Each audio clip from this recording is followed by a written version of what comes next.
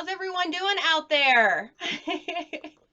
We put some messages in the chat there. We'd love to hear from you. Who's on with us? Where are you joining us from? And we got some shadowing going on here, Ray. Goodness. Well, all right. It's because I moved. It's because I moved. It is. Settle down. Settle down. I know. All right. Let us know. Join us in the chat. Let us know who's on with us, where you're joining us from for today's episode on your employees. I know. Aren't mind readers. That is right. They cannot read your mind. And you know what's interesting about this to me, Ray, is that you have spent several years in management. Just a few. And I know that you have a lot of insight on kind of some of those main pitfalls for supervisors. What's number one? Setting expectations. Setting expectations is the number one pitfall. I think that supervisors fall into. I don't care what level you're at. I don't care how long you've been doing it. It really is one of those things that kind of just gets forgotten very easily, setting those expectations. When I think about it and you think about what is an expectation, it really is just that really strong belief that something's going to happen as you think it is. And that's where we fall off, because it is just that belief, that you're thinking what I'm thinking. Because we know our industry, we're in the same department, we relatively do the same things day in and day out. So I just have this belief that you're going to do it the way I'm going to do it, and it's going to turn out the way I think it should. Right. And when it doesn't, that's when we fall apart. Yeah. That's when we find out that we're on either end of that activity, that task, or whatever. Well, and when I think about it, considering the fact that everyone is a different person with different styles and different experiences and different beliefs and different ways of doing things, it would only make sense that we have to be consistent with setting expectations, especially as a new supervisor coming in, or just even an employee, how you interact with your colleagues even. So tell me a little bit about what you learned from in regard to this. I sometimes think the best way to learn how to set expectations, or even the fact that they're necessary in your role as a supervisor, is to fail. To have it thrown back in your face, and not just in easy ways, little hiccups in your supervisory experience, but really big fat ones, because sometimes those biggest mistakes are your best teacher. And I'm not saying, you're going to fail early and keep it the rest of your career. I can think just, 3 years ago. And I want to share this story because, Brianna joined us just about 30 months ago, and this happened maybe really close to when you joined us. But I think sometimes those biggest mistakes, and I had delegated a project to somebody else that was working with us at the time, and it was an easy task. The task itself was easy, and I needed a cover sheet to go on to some of our manuals that we were producing for a new customer. And we were putting together a series, and I had these notebooks, and I just wanted a really nice, creative cover sheet. And so I had it in my mind, and I delegated this project of designing this cover sheet, and it was brought to me, and I was like, can we do something more indicative of, the atmosphere of where I'm going, which happened to be Arizona. And so, this person sat with it a little while, brought it back to me, and it had a cactus on it. And I was like, no, can we, maybe something not as clip art, and she took it back and worked with it a little bit longer and brought it back, and I'm thinking, this is a notebook cover, like, come on, and I looked at her and I was like, no, not that, and just her and me, and she looks at me and she goes, do you want to just do it? And I thought, you're right. Like, I had it in my head exactly what I wanted it to be, And yet I just expected her to know that. Mm-hmm. My bad. So, one of my famous sayings is it's always the manager's fault. It's the manager's fault. I got to take a look at that. And I didn't set her up for success. Mm-hmm. I didn't. And that's my fault. Well, and thankfully it wasn't like a make or break No. situation. We had some time to edit it, but I think Yeah. that that's just such a perfect example that she couldn't read your mind, No. right? No. And too often we get into that mindset that you're right, we should just know. And I think it's funny because I think even you and I have had situations like Yeah. that before where I'm like, I don't get what you're asking for right Right. now. Right. Yeah. You So got it's you got to clarify. And as a supervisor, I yeah. really think you've got to sit with that for a hot minute. Mm-hmm. You've got to decide what your process is for something Mm-hmm. ahead of delegating or asking, or even, in the course of somebody's regular duties. Right. You've got to know what it is you want them to achieve. And you've got to ask yourself some of those questions, because are you really giving them expectations for the ultimate outcome of that project? Right. Or are you setting those expectations up for just an action within the outcome?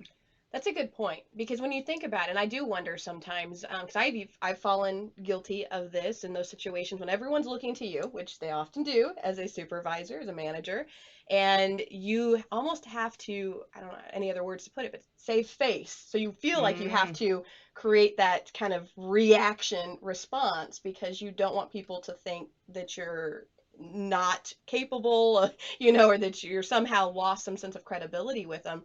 And so sometimes that gut, do this is not big picture. yeah, Okay. yeah. And I think that that's really important to certainly be sitting with it because I even noticed in some of our supervisory series trainings that when we ask some of our participants, hey, what are some expectations you have for your employees right now, that we get a few, Hmm. but it's almost difficult. And I think it's because it's not clear to them Right, yet. So how in the world can you expect to communicate it if it's not clear to you? right. So Definitely, yeah. I definitely. want to do some shout outs. We have some friends on. So it looks like we have Sarah from AT Still in Kirksville. Hey, Hey! We yay! got Jim Meyer. He's with MU Extension. Thanks for Nice. joining us. Patricia, she's with Department of Surgery. Then we have Melinda. Hey, Melinda. Melinda's awesome. She does a lot of our website and IT stuff here Oh, with Extension. So thanks for joining us. yep. I hope you don't mind. I would like to fix this shadow here, at I least know it's block it bugging for our you. It's people bugging here. you. I It know it. is, I it know is, it. and it wasn't like that when we started, and so we're gonna get it at least covered up for you all, so you don't have to see it this whole time. So tell us a little bit while I'm trying to readjust us. I might have you scoot over too, Ray. Okay. I'm curious from you all out there. Let us know what are some expectations maybe you've set up for your team members, or where have you fallen short in setting some of those Yeah. expectations? We want this to be interactive with you and give you kind of the scaffolding for what you would need in helping you be Yeah. successful to set those Yeah. expectations. Yeah. So let us know. Melinda says that this happens a lot with creative projects, Yeah. including consulting work. Absolutely. Yeah. Absolutely. I think you had a situation, even we were talking about before we got started, with someone who's doing some work on your house currently. Yes. And um, so I'm having some trim installed, some base trim installed in my house, and they're coming this afternoon. And I remember when he first came to my house to inspect the project, and of course, I know nothing about base trim. Mm-hmm. That's why I'm hiring him. And I remember, when he submitted the proposal and the bid, and of course, that's his vision for Mm-hmm. the project, right? What he thinks it will take to achieve what it is that I have in my head. And of course, then I asked a million questions, right? Because I don't know. I know what I want it to look like, right? And so I need to make sure that what he's planning is also in alignment what I want, Mm-hmm. right? And I thought, that translates a lot in the workplace, Absolutely. that ultimately we're going to have this finished product that's going to cost, a lot of money, and a lot of times in work, the output of our work costs money, Mm-hmm. right? Either whether it's in salaries or an actual product or service that's being delivered, a deliverable. And I want to make sure it's right. And Mm-hmm. of course, he does too. And so, thinking about that helped me in the beginning learn to ask the right questions. I don't know his job. Right? And so sometimes as a manager, even though we might think we know the job, maybe this person has their own approach of how to do the job, how to Yeah. get to what it is you're trying to achieve. And I think that's a good perspective Mm-hmm. because, especially if you've actually been promoted up through those ranks and you know how you did that job and now you're managing the job that you used to do. And I say this with all the love in my heart because that's how I worked my way through the ranks. But I think that's how we get a lot of managers and not a lot of leaders sometimes because we're so comfortable doing that job that Mm-hmm. we manage the job and not necessarily lead the job. Mm-hmm. And so get good at asking questions about how they're going to get there so that you end up with the desired outcome, Right. right? So in the end, do we both have the same vision in our head of Right. what that base trim is going to look like now that I know his exact process? Right. The materials he's going to use, the length of time it's going to take, obviously how much it's going to cost. Is there anything I need to do up front to set him up for success? Moving my furniture, making sure the floors are clear and free of Sure. all of this stuff. He has access to my house, those types of things. Absolutely. Yeah. And I think that because we get into those daily whirlwinds, we don't take the time to plan and to prepare. And so that's going to be my challenge, I guess, to everyone out there right now is you're sitting through this Facebook Live with us. We're going to be talking about it. Now's your chance Yeah. because you're going to have those new employees that come on. You're going to have employees that need some reskilling in different areas. It's going to happen. And so, now's the time to prep for Yeah. that. But I think one of the other elements is that sometimes we get really stuck in our expectations, Mm-hmm. right? Like we don't feel like we can flex them. So, for example, in Mm. your situation, if for whatever reason that those baseboards, Mm-hmm. weren't available anymore, Right. then we have to come up with new Right. expectations, especially in our own mind for how that's going to Right. look. There are times, and there have been times, in work where, let's say, I had certain expectations with someone in the job, Mm-hmm. and those developed over a series of years and through experience, and of course, that person's capacity to do the job Mm-hmm. that they were doing. For whatever reason, that person moves on, another person comes into that exact job. Well, that person is going to have different capacities, different Right. capabilities, different levels of experience. And I may have to adjust my expectations, not of the job, but of that person. Sure. And so maybe my expectations have to adjust based on that person's capacity to do the job. Um, can I give a personal example? Absolutely. Um, it's been several years now, but I had a friend whose father was in hospice. Mm. And usually, when somebody gets into a hospice situation, there really is only one outcome. Right. And at the time, the nurse was present.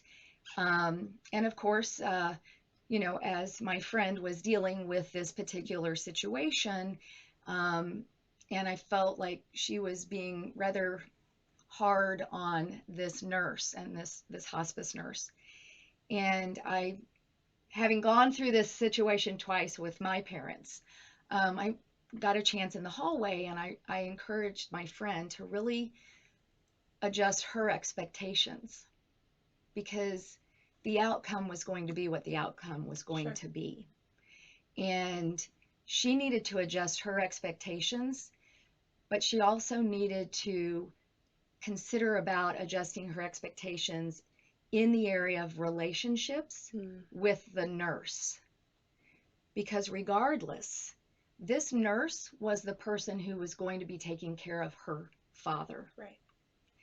And you need to remember, we're all human, and I wouldn't want to think that that would change, but how I'm treating that person might influence or affect in some way. We hope it wouldn't, Right. but it might affect how that nurse might be treating my father, Sure. in this case, her father. Right. Turn that into a world of work, though. How I'm treating my employees might result in how my employees are treating my customer. Oh, absolutely. So when you're thinking about expectations, sometimes it's not always about the work. Mm-hmm. You can set expectations related to relationships. Mm-hmm. I think that's a critical one, especially right now and coming out of the year that we've had, that virtual environment, Mm-hmm. because the relationship and the connection piece, um, we've lost a little bit of Yeah. it. So I think, when you think about the expectations in a virtual meeting, relationship building, well, let's make sure we all have our cameras on so we can see Yes, each other's face. please, please. Right, right. Yeah, I beg them. I think most times in my training, I want to see your face. Yes.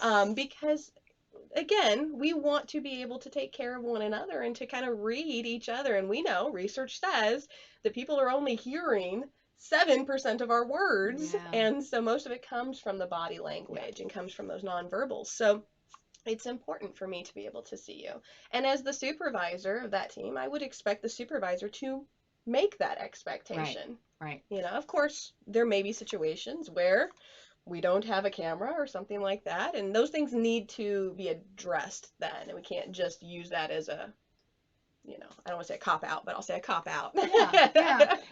I think you bring up a good point because, having access to a camera, Mm-hmm. that's providing a tool Mm-hmm. to your employees to help them be successful in the job that you're asking them to do. Right. And honestly, cameras are $20. Right. 35 if you really want to lay out some dollars. And if you're wanting, relationships are so important for Yeah. supervisors. My goodness. Yeah.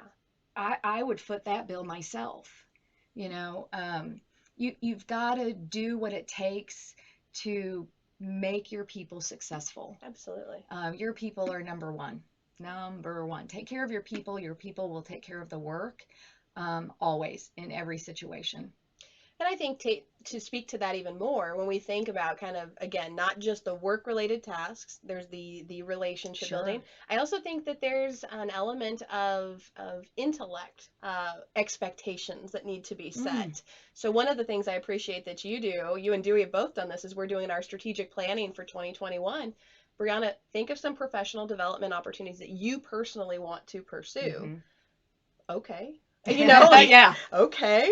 And I don't know that we do that a lot. And I'm honestly concerned about it now after a lot of the research we're seeing where training and development budgets are being cut. Right now is a critical time Right. for really skilling up your people. Yes, definitely. Yeah. Wow, it's such a good investment Mm-hmm. because we also know from research that keeping and retaining and making happy your current workforce is way less Yeah. expensive than replacing.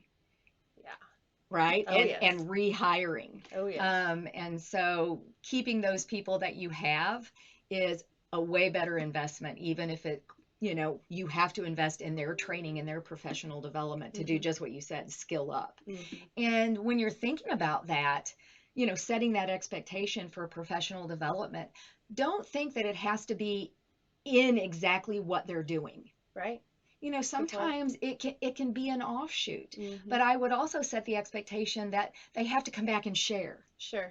And so, you're obviously, one of your main things here is training and professional development of others in that consulting and training and development role, but you love design. And so maybe that's something you want to learn more about. Look at the beautiful things you're creating for us in this virtual environment. Yeah, we want you to do that and expand and grow your wings in that area. So don't think that it always has to be, Mm-hmm. exactly what you're doing, because if you're happy, we're happy. And Right. if we're happy and you're happy, our customers are happy and your work is good. So, I have to tell you, I just came out of our first in-person yeah. supervisory certificate series. It ended yesterday, and I remember on day one last week, I had one of the people in the class. He said we were going around talking about how you found out about the soup series, and he said that he had a supervisor who knew that one of his professional development goals was to be a supervisor Oh, one wow. day. And although he's not in that role yet, because there's not a current opening, Hmm. that he came back to them, and this had been months ago, he said, but he had remembered that as his supervisor came back to him when he saw our mailer for our soup series Nice. and said, look, I know that you have this aspiration to become a supervisor. I Wow. want you to skill up on this, and we'll Wow. send you to this series. And that participant was just so ecstatic. Yeah. Like he felt, and he openly admitted in there about how he just felt valued Yeah. beyond any comparison Yeah. in the workplace. Well, kudos to his Yeah, supervisor. yeah, That's important. And I think that leads me to another area to set expectations in as a supervisor is just creating those moments of meaningfulness. yeah. And he's talking about that. And you know what? He'll move forward as a supervisor and he'll create those moments for his Yes, people. Because not because he heard it as a bucket to set an expectation in, because that was actually done for him, right. and he'll turn around and pay that forward again. So, bravo to Yeah. his I was supervisor. really excited to hear that. That Yeah. that and I know the power in that. I know that the because you all have done that for me as well. And so that again, the expectations for professional development have to be there. Yeah. I also think that sometimes we have to be willing to set expectations around why we do what we do. Kind of bringing us back to the meaningfulness of what we do. Mm-hmm. Because yesterday it was interesting again in some of these conversations, but just understanding, we've had employees that have been here for so long, but it just seems like they don't like their job. And I get it. We talked a little bit about the idea of people getting jaded. Mm-hmm. Obviously, they care if they've been there that long, or we hope they do, Yeah. about what they're doing and Mm-hmm. what it means. But maybe we have to set expectations to get them back to their why. Mm-hmm. Yeah. Oh, Yeah. And I think about having those one-on-one conversations. mm-hmm. Definitely. What's important to them? What are Yeah. they missing? Where they lose that love and feeling, Yeah. right, for their organization? And definitely. So, there's more areas to set expectations in than just the work. Right. So when you're thinking about those things, you know, first of all, keep your list short. It doesn't have to be a laundry Mm-hmm. list. You can talk about behaviors within that expectation. Right. If my expectation is about, accountability, right? And being accountable for the work that you're doing, owning it, but I can talk about what that looks like. Right. And so we have an expectation of, we're accountable here on this team. That's the big one, right? But talk about what that looks like on our team. Mm-hmm. And then, you know what? Hold people to it. Hold people to it. That's the Right. coaching conversation that you have between the lines. It And go ahead. no, you go ahead. I was just Finish going up. to talk about just kind of these different buckets, Yeah. not making it a big old, things I got to memorize, if I'm going to be, under, one of Brianna's direct reports. Make it concise, Mm-hmm. definitely. And ask, what do you need to be successful with these expectations? Mm-hmm. And then I don't know, I always want to know, like, what do you need from me? Mm-hmm. Because I got to know that I'm allowing you the room to do what you need to do to be successful. Right. And I have two thoughts about it. As you were talking there, I was thinking to myself, one of the biggest downfalls can be you set an expectation as a supervisor, and then you don't follow your own expectation. Yeah. So, for example, and I've heard of this happening before, but I expect you to be to work at 7 a.m. or 8 a.m., whatever it is. But then you come strolling in as a supervisor at, consistently. We're not talking about the things that would happen here or there occasionally, but that consistent modeling of not meeting your own expectation that you're setting for someone else. And that can diminish credibility so quickly. Yeah. So, yeah, I think that was one. And then the other, as we were talking about that, and you mentioned you always do ask, how can I support you? What do you need? I think expectations can go both ways, right? So Mm-hmm. not just the supervisor to the employee. I think the employees can let their supervisors know sometimes kind of what they expect or Mm-hmm. what they would need, however you want to word that, Mm-hmm. to make everyone successful. So we are all on the same page. Yeah. Yeah. And talk about it. Mm-hmm. I mean, again, do those expectations, are they reasonable Right. on both Right. ends? Right. On both ends. Do they make sense? Thinking about the whole person too. Oh, yeah. That's the big key when you set some of these expectations is you have to remember that your people aren't just workhorses. Yeah. And that you have to be conscious of life outside of it now too. Yeah. So I'm looking here. I'm not seeing a lot of questions or comments come in. Y'all being quiet out there today. Yeah. Can I talk about two things Yeah, that I hear a lot over the absolutely. years, as a consultant and as a coach? Two things I hear a lot of is, and I'm just going to give you my perspective as a former, when what I did was a manager. Because I don't consider myself really a manager anymore. She manages herself. Um, I don't have to do that. I used to have this thing where I would say, and this is when I first moved into like my really big role as a manager. Um, I would say things like, don't come to me with a problem unless you have two Mm-hmm. solutions, Mm-hmm. right? And oh, I felt so good and so powerful. And I laid that expectation down. All right. And, I would wonder why nobody ever came to me, ever. And then I realized that's a dumb expectation Mm-hmm. because sometimes people don't have the context to even have a solution.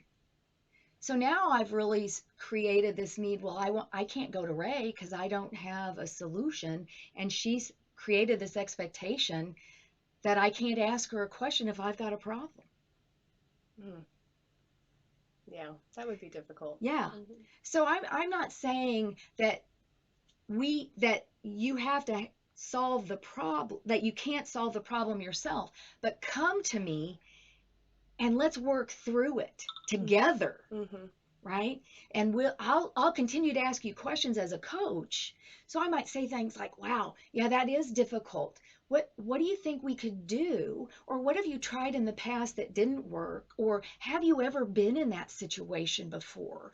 Or what would you like to try that we might think?"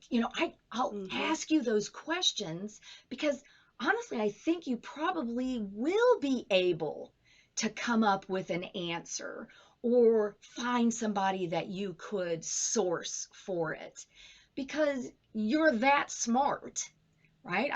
I hired you for a reason, right? But I never would want to set you in a position with an expectation that says, don't come to me, right? So I caution you. Mm-hmm. Take that one back if it's Right. out there, Right. or don't set it if you're thinking about it, for Yeah. sure. Yeah, and I could see where especially certain personality types would be less Yeah. Oh, inclined I to. just, Yeah. showed Yeah. the guns. It was like, ah. Well, and that's, I mean, it's great to consider the fact that you probably have as a manager, as a supervisor of this employee, you're going to have so much more insight on how to possibly walk them through being successful with that problem. They're not like, I'll speak from personal example. I'm not going to always have that, because Yeah. I don't know what I don't know. And so yeah, I think that's a great point. What was your second one? The second one was, if you're, and so many of us did and are, if you're moving up within your organization and you're managing your peers, that is probably one of the toughest things. Even if you're coming from the outside, that's tough. Mm-hmm. But managing your peers is one of the toughest. And, you know, first of all, I would just look and listen, and I'd have some really good conversations, and I wouldn't try to take over too quickly. Don't Mm-hmm. make any changes. Have those good conversations before you start laying down your expectations as the new boss. Find out what they liked about the person you replaced as the supervisor. Find, you know, Yeah. don't say, well, I didn't like this when, you know, Ray was boss. What do you think? Just what worked and what didn't work, and as a team, before you go laying down the new laws of Sure. the team, and those expectations, and really be gentle in that transition, because that's tough, because you know how Mm-hmm. you talked about the old boss, and guess what, now you're the boss, and so Mm-hmm. they're going to talk about you too. Just know that, and that's a tough place. Yeah. Tough. Yeah. Tough. Yes. So don't put on your boss boots too quickly. Sure. Sure. I Yeah. like that. Can we get like that in our office? Not put on your boss boots Yeah, too that's a quickly. tough place. Tough place. We're looking here. Oh, we have a question that came in from Sarah. What about managing someone who is older than you? Yeah. That's a good question. I And know. We've yeah, talked about it several times. yeah, How that's. definitely. And I'd love to poll the audience. So you guys, Yeah. if you've been in that situation, if you found some things that work, and I'm sure you're probably going to respond in the same way.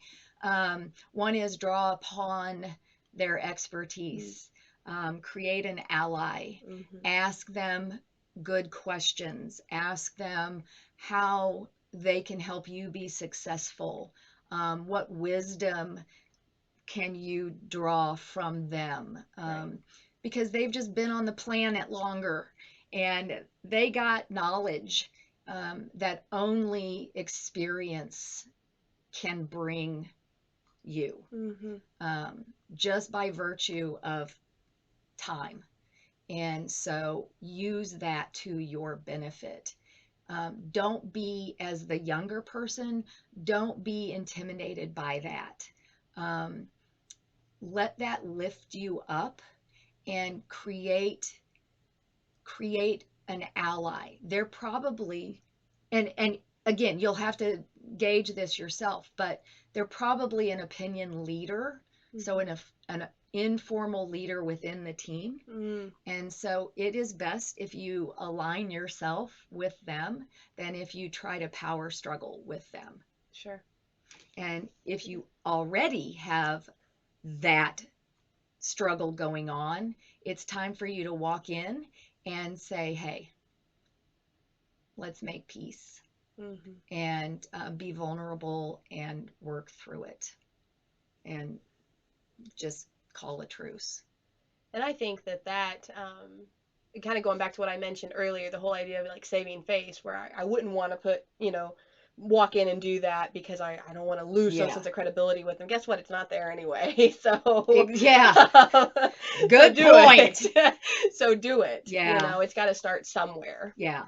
And So, trust me, you'll think that they'll, give you I told you so kind of, but in more in more situations, I promise they'll be like, wow, I didn't think you had it in you, kid. mm-hmm. And it will give you the respect, um, to hear you say, you know what, you're going to know more than me, and I need you.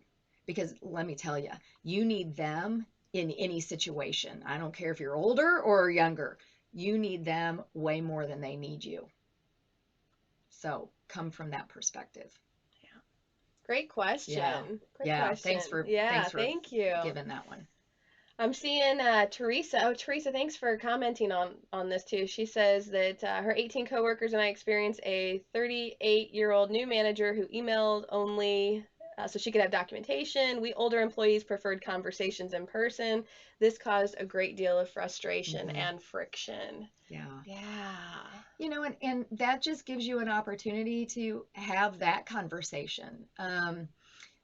have it in email. But, definitely if you have those opportunities with one-on-ones, and, it might just start with something like, do you have a moment I'd like to share something with you? But come from the I perspective, don't come from the we.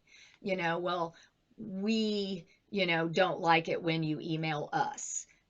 Don't do that. Don't speak for the team. Speak from the I. I Sure. really find more power in a face-to-face conversation than an email. If you want to document afterwards, that's fine. Mm-hmm. I mean, she's going to do it anyway. So, but letting that be known, Mm-hmm. I mean, you're welcome to keep your own documentation as well, right? Well, and I think when you have your people that come to you and say those things, then give your people what they need. Yeah. Like give them what they need. It's not you got to take care of your people just like you Yes. said so that they take care of the work. Yeah. But it's very fair for you to Mm-hmm. walk in and tell your boss, your leader, hey, this is what I need and this is more effective with me, and I really value the opportunity to have conversations with you, and I appreciate you taking time to talk to me and listen to me today. You don't have to ask anything of her or him, I'm not sure. Um, but just the fact that you were able to get that off your chest, and then she can do what she wants to do with it. Yeah, I think in a way, even knowing that you've at least brought it to the Mm-hmm. attention to, you can't control what's going to happen Right. after you've brought notice to it, but at least you can walk away knowing that you've made the effort. Right. And let me, documentation is kind of a weird thing, Yeah. because we all think HR is there to support the boss, or whatever. Mm-mm. HR is there to support the organization. So they're not on anybody's side. Mm-hmm. They're there to support the organization, and they want to make sure consistency is probably the number one thing.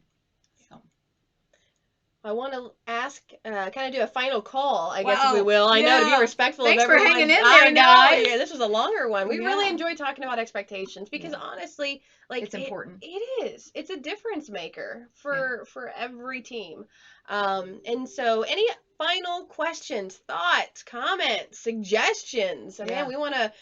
You all have expertise out there. We certainly want to take some of that in too. So let us know.